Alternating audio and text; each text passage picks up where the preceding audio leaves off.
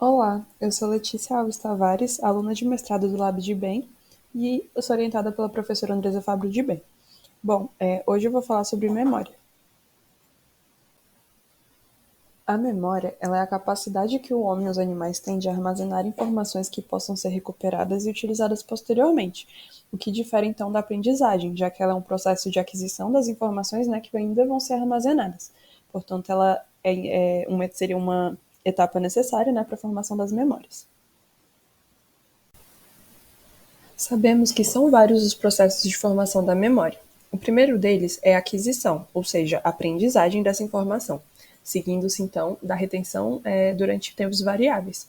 Então, essa retenção ela pode ser curta e posteriormente transformada numa retenção de longa duração pelos processos de consolidação da memória. Em ambos os casos, entretanto, pode haver uma evocação ou de uma lembrança, no caso, resultando então em uma ação ou um comportamento, ou ainda, caso essa informação ela não seja utilizada, ela pode ser esquecida. A memória possui dois tipos de classificação, em relação ao seu curso temporal e também em relação à sua natureza da informação. Bom, aqui eu trouxe uma tabela que possui a classificação, né, das memórias e os seus tipos. Aqui então está de forma bem resumida e eu vou falar posteriormente de cada uma delas. Aqui nós temos a classificação quanto ao seu curso temporal. Então, nós temos a memória de trabalho, que ela dura cerca de segundos ou poucos minutos, a memória de curta duração, que dura cerca de minutos ou horas, e também a memória de longa duração, que vai durar de horas a anos. A memória de trabalho, ela tem por função determinar o contexto em que as informações ocorrem. Então, ela mantém apenas as informações que estão sendo processadas naquele exato momento. Então, a gente pode dizer que ela dura enquanto for útil. Seria a utilização rápida, né, do raciocínio e uma posterior ação ou planejamento de um comportamento naquele determinado momento. Então, vamos a um exemplo. Nesse momento, você está utilizando a sua memória de trabalho para guardar as palavras dessa frase que eu estou falando agora. E a retenção dessas palavras, por alguns segundos, ela serve para você conseguir entender a frase e o contexto em que elas estão inseridas. Essa memória ela também pode ser chamada de memória operacional, porque ela é necessária para dar continuidade aos nossos pensamentos e ação. Outro exemplo seria, quando alguém lhe diz um número de telefone, você pode retê-lo por um tempo limitado, repetindo, né, então, esse número para si. Se o número ele for muito longo, você pode ter problemas para lembrá-lo, e então essa memória de trabalho ela vai diferir da memória de curto prazo justamente pela sua capacidade limitada, e também pela necessidade de repetição, e por ter uma duração muito curta. Para entendermos melhor a importância da memória de trabalho na organização dos pensamentos e comportamentos, nós temos como exemplo a esquizofrenia, já que ela é uma doença que traz prejuízos, né, essa memória de trabalho, e sendo que o indivíduo ele vai apresentar pensamentos, falas e comportamentos totalmente desorganizados ou fora de contexto. Na esquizofrenia, a gente observa principalmente uma perda da substância cinzenta no lobo temporal e também no lobo frontal. O córtex pré-frontal é a principal área envolvida na retenção momentânea de informações. Então, quando executamos uma tarefa e temos que armazenar algumas informações por alguns segundos, a atividade de alguns neurônios no córtex pré-frontal sofre alterações, que duram o tempo que o indivíduo vai permanecer retendo essa informação solicitada. Eu trouxe aqui um exemplo. Então, quando o macaco ele é treinado para guardar a informação de onde o alimento ele foi escondido, é verificado através de eletrodos implantados no córtex pré-frontal que durante o período que a informação está sendo retida, alguns neurônios dessa área têm um aumento, né, no disparo de potenciais de ação. E esse aumento ele vai durar no instante em que ele pode indicar onde o alimento foi escondido, sugerindo então que essas informações da memória de trabalho elas poderiam ser armazenadas temporariamente, enquanto os neurônios do córtex pré-frontal disparam altas frequências de potencial de ação, ocorrendo então uma alteração nessa atividade elétrica neuronal. Já na memória de curta duração, a gente tem um envolvimento de mecanismos moleculares que vão facilitar a formação de determinadas sinapses neuronais. Ou seja, as sinapses entre os neurônios que armazenam esse tipo de informação, elas podem ficar ainda mais eficientes durante esse período. Então, a sua função é manter a informação disponível enquanto a memória de longo prazo ela ainda não foi formada. E essa informação ela pode ou não ser armazenada, já que ela pode sofrer interferências.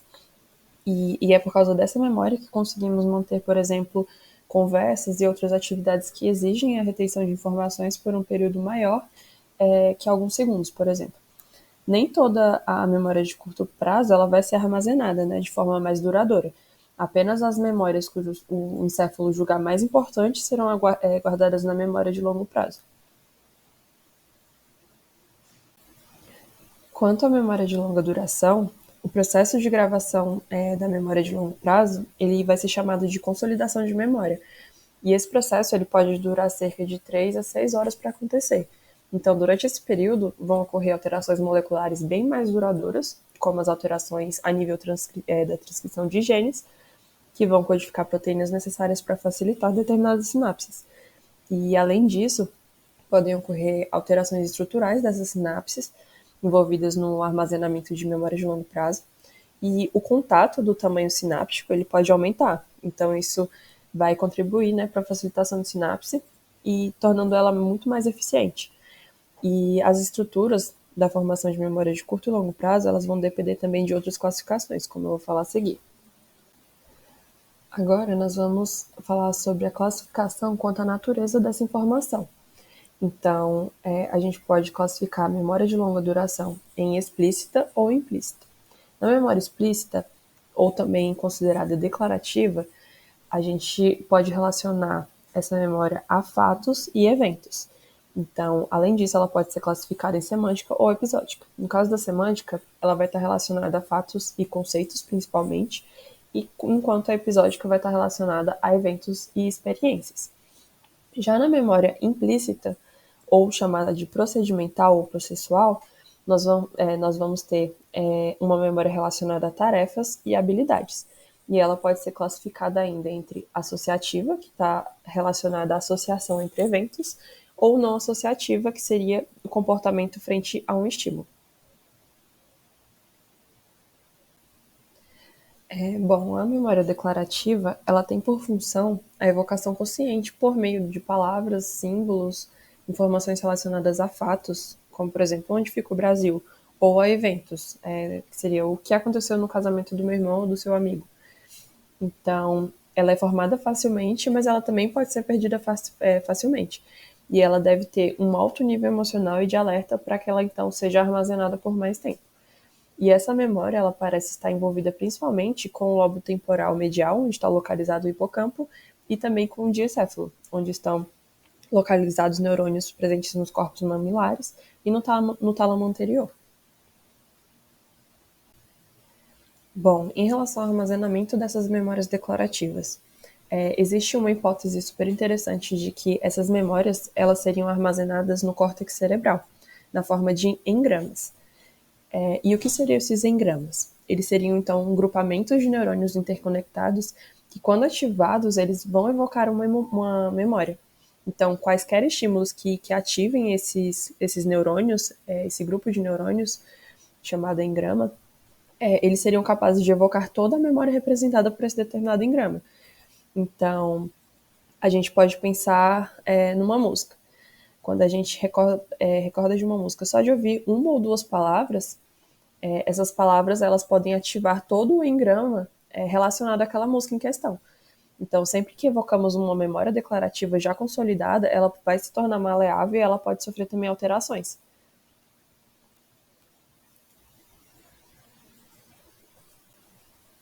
Em relação à reconsolidação da memória declarativa, ela seria o simples ato de relembrar um fato ou um evento que faz com que ocorra uma nova consolidação daquela memória que foi evocada.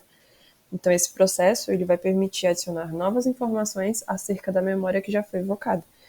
No entanto, se esses mecanismos moleculares que atuam no fortalecimento das sinapses neurais de determinada memória falharem ou forem inibidos, de alguma forma, a memória ela pode não ser consolidada e ela pode até mesmo ser perdida. Já a memória não declarativa ou memória de procedimento, ela tem por função o aprendizado de uma resposta motora a uma entrada sensorial, de forma não consciente, e ela pode ser associativa ou não associativa. Ela exige, então, repetição e práticas por longos períodos, mas elas são menos prováveis de serem esquecidas. Então, são memórias que não podem ser declaradas facilmente ou são chamadas de memória de procedimento. Então, é aquela memória de como fazer algo. E se eu te pedir para me explicar exatamente como se anda de bicicleta, você não conseguiria me explicar com detalhes sem demonstrar, pois é uma memória não declarativa e parece envolver áreas motoras como o estriado, que faz parte dos núcleos da base e também do cerebelo. Como a maioria das memórias declarativas elas são evocadas de forma consciente, alguns livros a consideram uma memória explícita, enquanto as memórias de procedimento são consideradas implícitas, quando evocadas parecem acontecer de maneira automática. Como eu falei anteriormente, a memória não declarativa ela pode ser classificada em aprendizado associativo ou não associativo. No aprendizado associativo, o comportamento ele é alterado pela formação de associações entre eventos, e ele pode ser um condicionamento clássico ou um condicionamento operante. No condicionamento clássico, a gente vai associar os estímulos não condicionados a estímulos condicionados. Então, eu trouxe como exemplo. Se um cão ele associa o som de um sino com a apresentação de comida, quando o sino for tocado, ele vai salivar. Mas quando o sino tocar e não houver comida, com o tempo ele vai parar de salivar, quando ouvir o barulho do sino. Então, isso já seria o descondicionamento. E esse descondicionamento seria a extinção da memória de procedimento, e não o esquecimento. Já no condicionamento operante, a gente tem associação de comportamentos com recompensa ou punição, ou seja, a ativação ou inibição do circuito de recompensa. Então, como no exemplo, um rato ele é exposto a um aparato em que há duas luzes. Quando a luz verde acende e o animal toca a alavanca, ele vai receber a comida através desse distribuidor. No entanto, se a luz vermelha estiver acesa e ele acionar a alavanca, ele vai receber um choque da grade eletrificada. Então, quando o comportamento ele gera recompensa, o indivíduo ele vai tender a repeti-lo. Mas quando gera punição ou inibição do circuito de recompensa, ele vai tender a evitá-lo. Já no aprendizado não associativo, o comportamento ele vai ser alterado em resposta a um único estímulo. Então, a gente tem a habituação ou a sensibilização ou sensitização. Bom, na habituação, vai ocorrer uma diminuição da resposta a um estímulo repetitivo. Ou seja, a gente está aqui na nossa aula e ao fundo vai começar o barulho de uma cigarra bem alto. No início, esse barulho ele vai incomodar, mas com o passar do tempo, a gente tende a ignorá-lo. Então, isso seria a habituação a determinado estímulo. Já na sensibilização, seria o contrário. A resposta ao estímulo ela vai se intensificar ainda mais.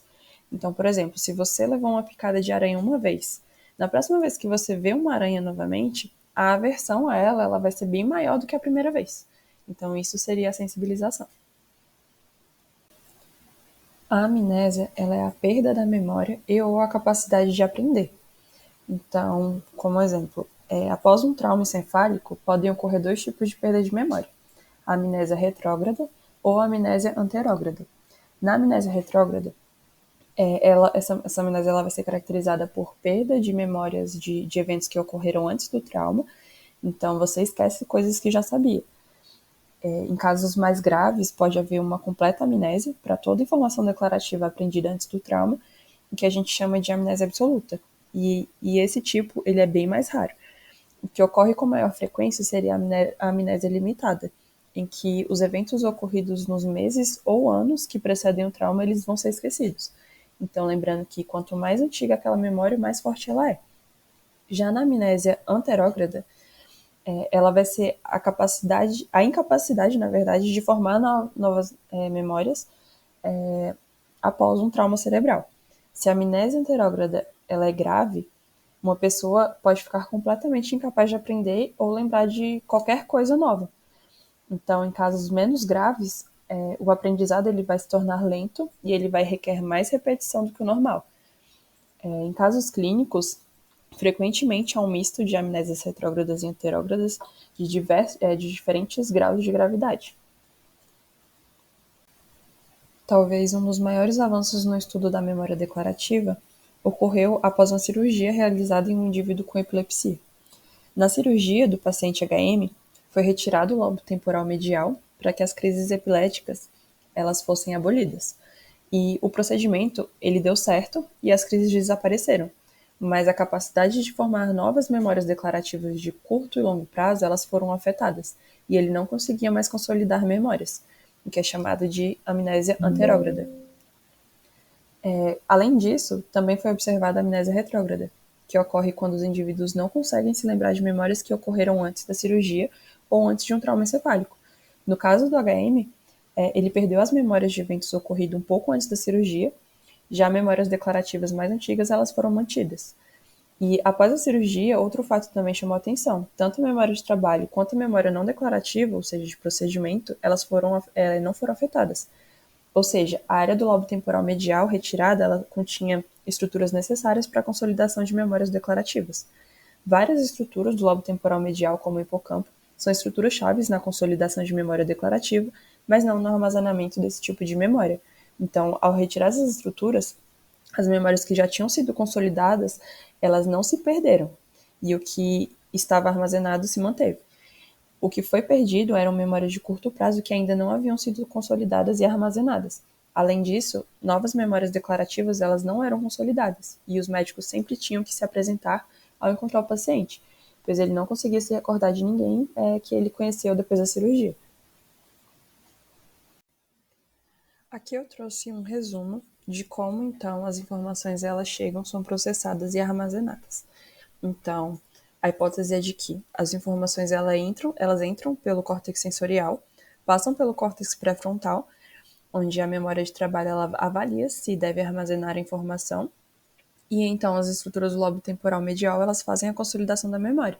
Isto é, elas participam das alterações moleculares e estruturais das sinapses entre os neurônios que vão armazenar essa nova informação. E além disso, além dessas estruturas, a amígdala também ela parece ter um importante papel na formação de memórias declarativas e as suas conexões com o hipocampo elas poderiam ser importantes para adicionar o componente emocional dessas memórias. Vamos falar então um pouco dos mecanismos moleculares do aprendizado e da memória. As memórias elas podem resultar de alterações sutis nas sinapses, e essas alterações elas podem estar amplamente distribuídas no encéfalo. Em relação à aquisição da memória, a memória ela ocorre em dois estágios. Na aquisição de uma memória curta, que seria o aprendizado, pela qual as experiências elas são codificadas em modificações sinápticas, e pela consolidação da memória de longa duração, pela qual as alterações sinápticas temporárias elas são tornadas permanentes. Então, ocorrem mudanças na força de transmissão sináptica entre os neurônios pré- e pós-motoros. Em relação aos mecanismos moleculares relacionados ao aprendizado não associativo, nós temos a habituação e a sensitização, como já foi falado anteriormente. Na habituação, vai ocorrer então uma estimulação repetitiva que vai inativar os canais de cálcio no neurônio pré-sináptico, que vai liberar então menos neurotransmissores no neurônio pós-sináptico, reduzindo assim a formação de potenciais de ação e também a comunicação entre os neurônios de forma progressiva. Então, vai ocorrer uma redução temporária na eficácia de transmissão, que seria uma memória de curta duração. Já na sensibilização, vai ocorrer o contrário. Vai haver uma fortificação da comunicação entre o neurônio sensorial e o motor, liberando mais neurotransmissores na sinapse, e quem vai mediar é um interneurônio facilitador, que faz sinapse com o neurônio pré-sináptico, ou seja, o sensorial. Ele vai liberar o seu neurotransmissor, que seria a serotonina, que vai se ligar ao receptor metabotrópico de duas vias que vão ser ativadas no terminal pré-sináptico, da adenililciclase, que vai produzir mais AMP cíclico, e da fosfolipase C, que vai produzir mais de acetilglicerol, aumentando assim a concentração de 2 segundos mensageiros, que vão ativar essas sinases, que vão promover o fechamento de canais de potássio e a abertura dos canais de cálcio. Então, quando chega um potencial de ação no neurônio pré-sináptico, vai ocorrer um pico de despolarização, com uma maior durabilidade e maior liberação de neurotransmissor, no caso o glutamato, aumentando assim a resposta do neurônio pós-sináptico. Ambas as alterações são alterações de curta duração, e para que elas se tornem de longa duração, ocorrem alterações estruturais nos neurônios pré-sinápticos. Na habituação, os neurônios eles têm menos terminais axonais, chegando no neurônio pós-sináptico. Já na sensibilização, ele tem mais terminais. Além disso, após a sensibilização de longa duração, a PK, que é uma sinase, ela promove, ela vai mover, né, na verdade, para o núcleo e vai ativar a expressão gênica, levando à síntese de novas proteínas e ao aumento de 2 vezes o número de conexões sinápticas estabelecidas pelos neurônios sensoriais. Além disso, os dendritos dos neurônios motores, que recebem sinais dos neurônios sensoriais, eles crescem e vão remodelar-se para acomodar as entradas sensoriais adicionais. Já no aprendizado associativo, mais precisamente no condicionamento clássico, vai ocorrer de forma similar à sensibilização, mas deve haver uma sintonização entre o interneurônio serotoninérgico e o neurônio sensorial. O estímulo condicionado, ele ocorre e ativa o neurônio pré-sináptico. O não condicionado deve ocorrer poucos segundos depois com a ativação do interneurônio serotoninérgico. Em concentrações elevadas de cálcio, a adenilato ciclase fica muito mais ativa e produz muito mais AMP cíclico, ativando mais a proteína quinase, que vai fosforilar mais canais de potássio, fazendo com que a despolarização dure mais tempo. Se esses estímulos são repetidos, vai haver uma modificação permanente, gerando o mesmo efeito apenas quando houver o estímulo condicionado. A consolidação da memória ela envolve as vias do hipocampo, chamado de circuito trisináptico. Então, a informação ela vai chegar pelo córtex entorrinal para os neurônios do giro denteado pela via perforante, do giro denteado para os neurônios CA3, via fibras musgosas, e dos neurônios CA3 para os neurônios CA1, que são através dos colaterais de Schaff. A memória de longo prazo é gerada por mecanismos de plasticidade neuronal, que envolve potenciação de longa duração, que seria o LTP, que seria nada mais do que o fortalecimento sináptico. As vias do hipocampo, elas contêm receptores de glutamato que vão mediar essa transmissão excitatória sináptica. Então, o potencial de ação no neurônio pré-sináptico vai liberar o glutamato, que vai agir nos receptores glutamatérgicos chamados AMPA, que seriam canais de sódio, permitindo a entrada de sódio no neurônio pós-sináptico, que vão causar potenciais excitatórios pós-sinápticos, chamados PEPs, e vai haver então uma despolarização do neurônio que vai deslocar o magnésio do canal do receptor NMDA, que é um receptor de cálcio, promovendo assim a entrada de cálcio. Com a entrada de cálcio, há então uma ativação de sinases como a calmodulina, que agem inserindo novos receptores AMPAs na membrana, e a proteína quinase C, que fosforila AMPA, aumentando assim a condutância do canal, que vai permanecer mais tempo aberto. Outro mecanismo é a ativação de fatores de transcrição para a síntese proteica e aumento de receptores, além do aumento da arborização dendrítica, levando então à geração da memória de longo prazo. Para que o LTP ocorra, são necessárias sinapses ativas, ao mesmo tempo que o neurônio pós-sináptico é fortemente despolarizado, ou seja, é preciso que a sinapse seja estimulada por uma alta frequência para causar uma somação temporal dos potenciais excitatórios pós-sinápticos, chamados PEPs. Além disso, um número suficiente de sinapses devem ser ativadas simultaneamente para causar uma somação espacial significativa desses PEPs, uma vez que as sinapses ativas simultaneamente devem cooperar para produzir uma despolarização suficiente para causar uma plasticidade de longo prazo. Também pode ocorrer a depressão de longa duração, ou o LTD, que seria o enfraquecimento sináptico, ou seja, a diminuição da resposta sináptica, da resposta pós-sináptica, na verdade. As sinapses, elas são ativas somente com a despolarização dos neurônios pós-sinápticos, e caso não haja essa despolarização de forma eficiente, os canais de NMDA, eles não são desbloqueados. Então, entra pouco ou nenhum cálcio na célula pós-sináptica, e pode ocorrer até mesmo a redução dos receptores de glutamato, que vão sendo internalizados, levando então a esse enfraquecimento sináptico. A memória, ela deve ser consolidada, ou então ela vai ser enfraquecida. E para que ela seja consolidada, deve haver mudanças estruturais. Se você induz um novo aprendizado e o animal aprendeu, por exemplo, e consolidou a memória de longo prazo, há um aumento então dos contatos sinápticos. As sinapses, elas também podem ser eliminadas ou reforçadas. Se você remove a experiência e não exercita, aquela sinapse ela vai estar presente, mas ela vai estar enfraquecida. E se a experiência for novamente repetida, ela vai ser fortalecida novamente. Então, essa foi a aula sobre memória e gostaria de agradecer a atenção de todos. Muito obrigada. Essas foram as referências utilizadas para a preparação da aula e, em caso de dúvidas, estou disponível